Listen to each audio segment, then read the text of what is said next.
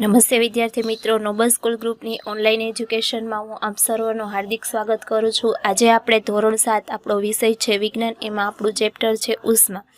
અને પહેલાનો જે લેક્ચર હતો એમાં લાસ્ટ આપણે થર્મોમીટર વિશે વાત કરી, તો એમાં આપણે પ્રવૃત્તિ 4.3 આજે જોવાની છે કે તમારા મિત્રો ના શરીરનું તાપમાન ક્લિનિકલ થર્મોમીટર વડે માપીને તમારું અવલોકન કોષ્ટક જે 4.2 છે એમાં તમારે શું કરવાનું છે, નોંધવાનું છે।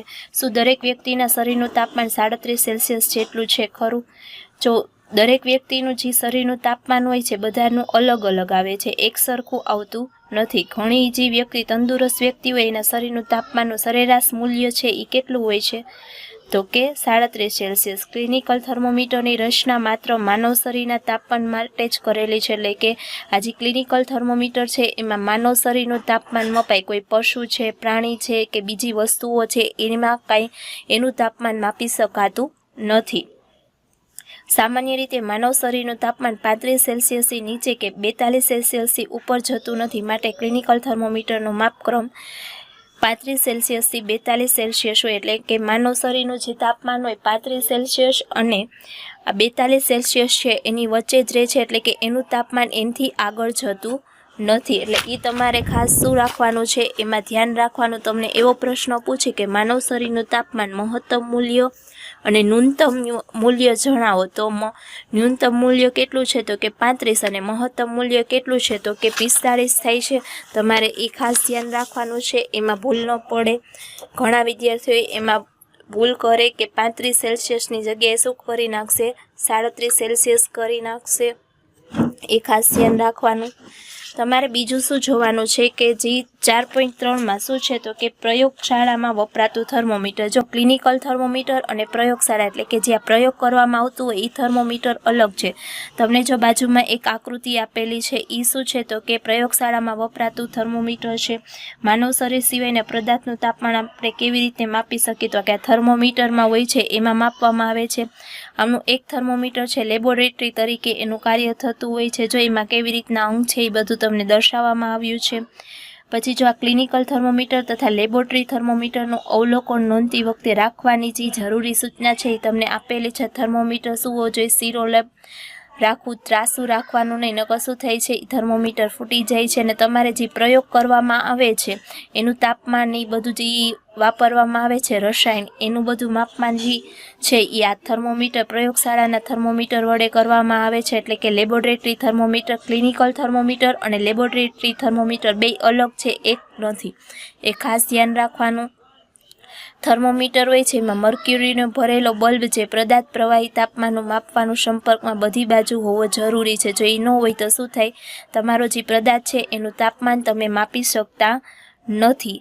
જો લેબોરેટરી થર્મોમીટરની મદદ વડે પાણીનું તાપમાન માપવું, જી જો હવે તમને એક ગ્લાસ આપેલો છે એની અંદર જે લેબોરેટરી થર્મોમીટર છે એમાં પાણીનું તાપમાન કેટલું છે એ તમે માપી શકો। જો ક્લિનિકલ થર્મોમીટર હોય એ ખાલી માનવ શરીરનું તાપમાન કરે છે, આ લેબોરેટરી થર્મોમીટર છે એ શું કરે છે તો કે એ છે એ પદાર્થનું બધું જે માપન છે એ બધું કરે છે, એટલે દિવાલને અટકે નહીં એમ થર્મોમીટરને ઊભું ગોઠવો। હવે થર્મોમીટર પાતળા વહેમાં મર્ક્યુરીની હલનચલનને ધ્યાનથી નિહાળો। જ્યાં સુધી થર્મોમીટરના પાતળા વહેમાં પારો સ્થિર ન થાય ત્યાં સુધી તમારે શું કરવાની, રાહ જોવાની।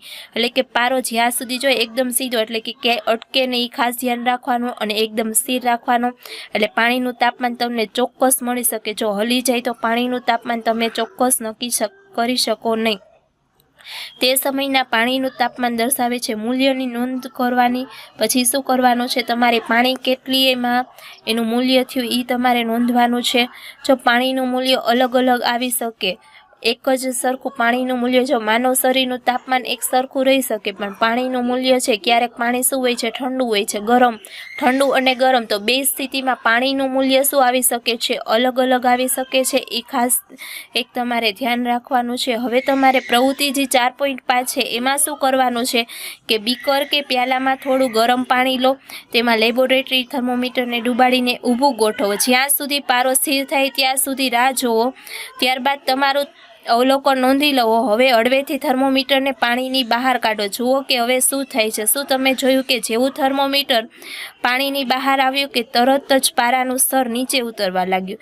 જો એ જે પાણીની અંદર હોય તો એનું તાપમાન શું થાય છે, પારો હોય છે એકદમ ઊંચે જાય છે, જેવું બહાર કાઢો છો એવું શું થાય છે, પારો નીચે આવી જાય છે, પારાનું સ્તર નીચે આવવા લાગ્યું. આનો અર્થ એ થાય કે જ્યારે પાણીમાં ડૂબેલું હોય ત્યારે તાપમાનનું અવલોકન લઈ લેવું જોઈએ. જ્યારે પાણીમાં થર્મોમીટર રાખવામાં આવે છે ત્યારે તમારે શું કરવાનું, એ પાણીનું તાપમાન નોંધી લેવાનું. જો પાણીની બહાર કાઢો તો એનું તાપમાન તમને વ્યવસ્થિત પાણીનું મળી શકે નહીં. અને જો શરીરનું ચોક્કસ તાપમાન માપવા માટે ક્લિનિકલ થર્મોમીટર મોઢામાં મુકાય છે, પરંતુ તમે તેને મોઢાની બહાર કાઢીને તાપમાન માપ્યું હતું, તો શું તમે શરીરનું તાપમાન માપવા માટે એમાં આવી શકે? એવી જ રીતના લેબોરેટરી એટલે કે બેયનું કેવી રીતના વાપરવાનું હોય. જો મનુષ્ય એટલે ક્લિનિકલ થર્મોમીટર છે એ મોઢામાં રાખીને માપવામાં આવે તાપમાન, અને લેબોરેટરી થર્મોમીટર છે કોઈ પણ પદાર્થની અંદર જ એનું તાપમાન આવી શકે, એટલે કે બહાર આવી શકતું નથી. એ બેયનો શું થાય છે, તો કે એ બેયનો ઉપયોગ થાય છે. એને કેવી રીતના ઉપયોગ કરી શકો, તો પછી તમને પ્રશ્ન થાય કે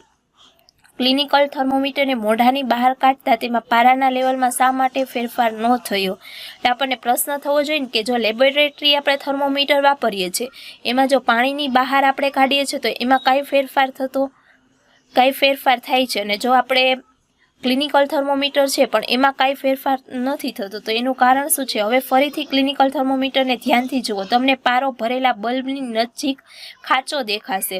જો બેયની વચ્ચે શું તફાવત છે, બે જે થર્મોમીટર છે એની વચ્ચે, હવે તમે અહીં જાણી શકો. આ ખાંચાનો ઉપયોગ તો શું છે, તે પારાના સ્તરને નીચે ઉતરી જતું અટકાવે છે. જો તમે તમારી ટેક્સ્ટ બુક છે એમાં જો તમને દેખાઈ રહ્યું છે કે ક્લિનિકલ થર્મોમીટરમાં ખાંચો હોય છે, એ ખાંચાને કારણે શું થાય છે, જે મર્ક્યુરી છે એ નીચે આવતું નથી, અને લેબોરેટરી થર્મોમીટરમાં છે આવો ખાંચો હોતો નથી. એના કારણે શું થાય છે, એ તરત જ પાણીની બહાર આવે છે કે તરત જ મર્ક્યુરી શું થાય છે, નીચે ઉતરી જાય છે, અને ક્લિનિકલ થર્મોમીટરમાં એવું થઈ શકતું નથી. આ પણ એક કારણ છે.